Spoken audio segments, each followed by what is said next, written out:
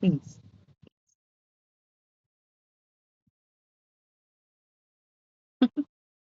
This is going to go a little different, I think. Um, a lot of the things I've been sharing, how clean is this?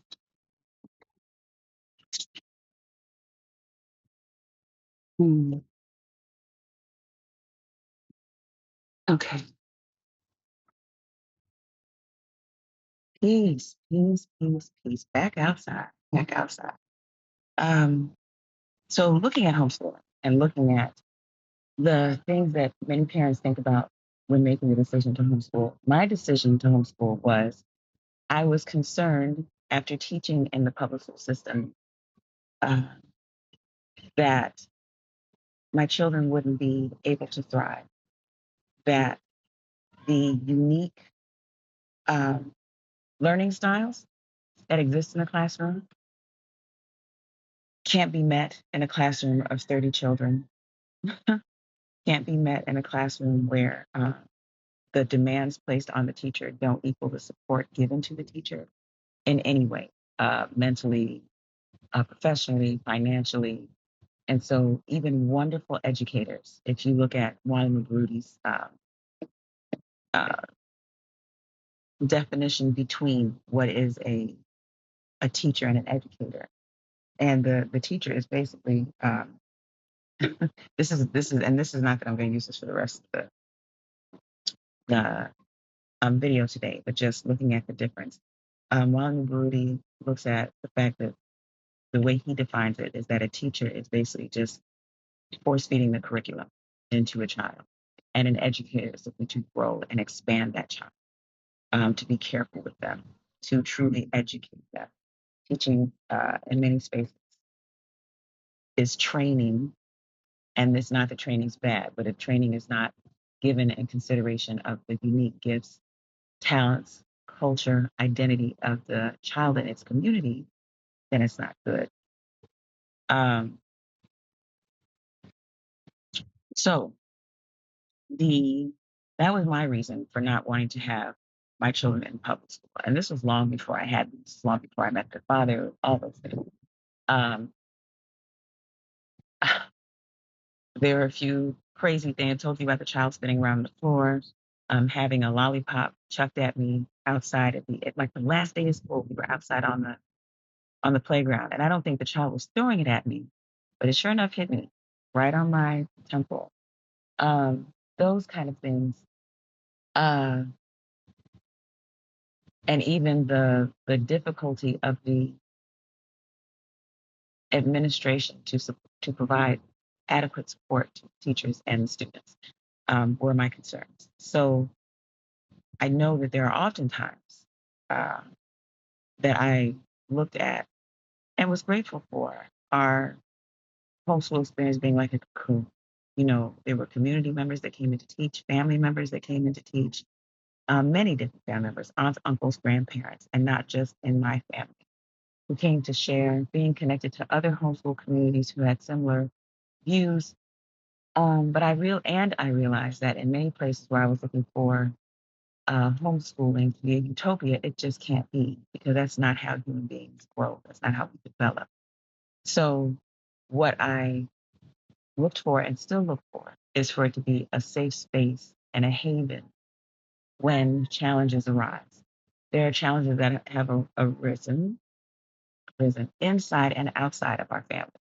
Um, it's just kind of how it goes. So if there's discord, if there's disagreements, if there's um, the stretching and pulling uh, inside the family, I want the children in their educational space to have the space to talk about it with me, especially if they're my children, but everyone's children.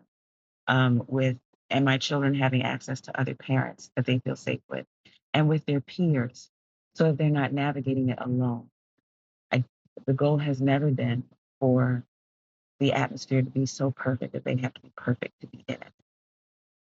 So even in raising, because that's one of the concerns people have when your children are homeschooled is, it's so crazy that we mark growth and development by how much you can weather the storm, or how you can be in like terribly tough and difficult situations and weather the storm. So many things that we do that with our children that are not the best, like let them cry it out, which studies have shown that it causes more distress and nervous system imbalance in babies than it does independence and regulation.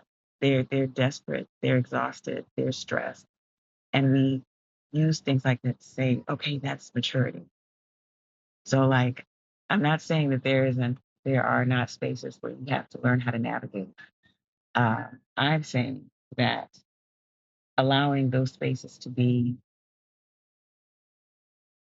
allowing those spaces to come as as they have already, and as they are simultaneously our children, being supported and safe, and knowing that they have safe places to go to, safe people to talk to, would be the design for me.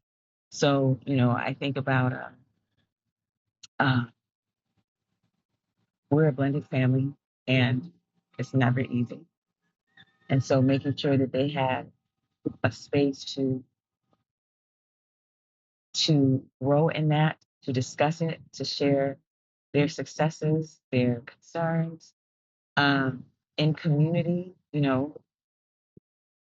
In community, sometimes there are things happening that children have questions about, and they want it to make sense. And I am one of those parents who, to a point, whatever is appropriate for the child at their level, will talk to them about it. Because I don't want them to ever feel scared of something that they can't wrap their minds around. Or, uh, yeah, that's the best thing. I want them to be reassured. I want them to be protected. I want them to have. So, all of that to say that in socially uh, developing children who can handle the world outside of homeschooling, and preparing them to be adults who can go off on their own, is also preparing them to have emotional safe spaces, is to have safe spaces of nervous system regulation, so they know what it is to bring themselves back to a safe space of nervous system regulation, is giving them the tools to speak emotionally intelligent enough to say, I don't understand that, or I don't like this, or help me understand this, and not feeling ashamed like they need to know. Um, so giving them those spaces, and giving them spaces where they feel, where their baseline is secure, and is secure, so that when they are tossed about in the growth of just learning and being and developing, they have a baseline to come back. And one of the most primary places where that baseline has been established and sustained is communities. It's community of family, our extended family, community of other families and their extended family. Being able to see that uh, even though our family may be the norm for us, it's not the norm for everyone. And there are many ways to live and exist among each other. Community has given my children um, education in a number of different ways. Personal education about who they are, and identity, uh, cultural education of who they are in relation to ancestors, elders, allowing them to find a path for where they will be headed, uh, places where they get to play and just be kids. So places for that, places where they have a whole bunch of extra aunties, uncles, mamas, and babas who have observed them growing, and uh, are committed to them. When my daughters had we did a 7-year right for all three children. And at each one of those, the community, um, as part of the ritual, the community said to the children how they want to support them, what their charge was. And I know oftentimes those things are seen as like, wow, that's something very pretty to say. However, these same people who have been here at 7 and showed up at my girls' moon celebrations and said the same thing, both mamas and papas.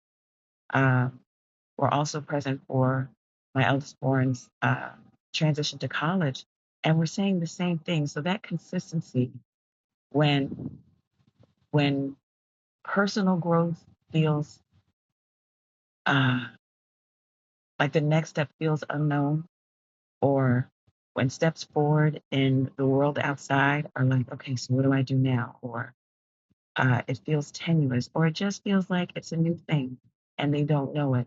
They have examples of aunties and uncles and elders in their community who have been saying the same thing their whole lives. Um, so that is the that has been the goal, that has been the focus, um, that has been the success in a number of ways. Even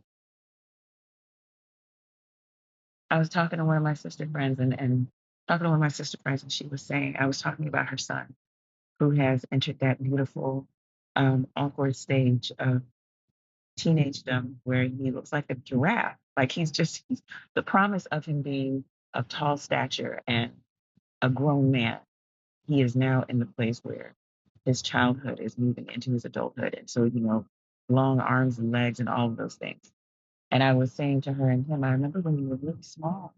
And she said to me, do you remember when we came to the Kwanzaa celebration and he was very teeny and you took him and put him on your back and kept walking? I don't. I don't remember that.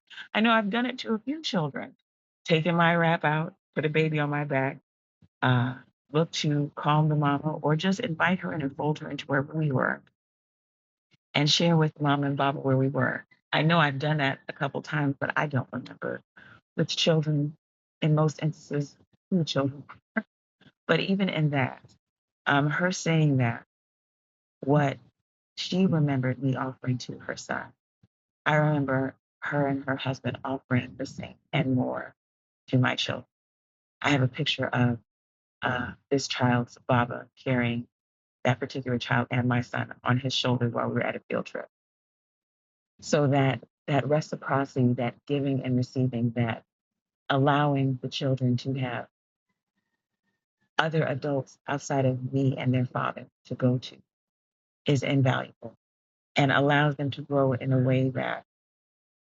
um, in a way that is interdependent, that is connected, that is regulating in a way that I don't think that I know, at least from my experience, does not exist in some other spaces. So I will see you again tomorrow, sharing on, I'm not sure which one yet, but how all of these choices and things that I'm sharing are, you know,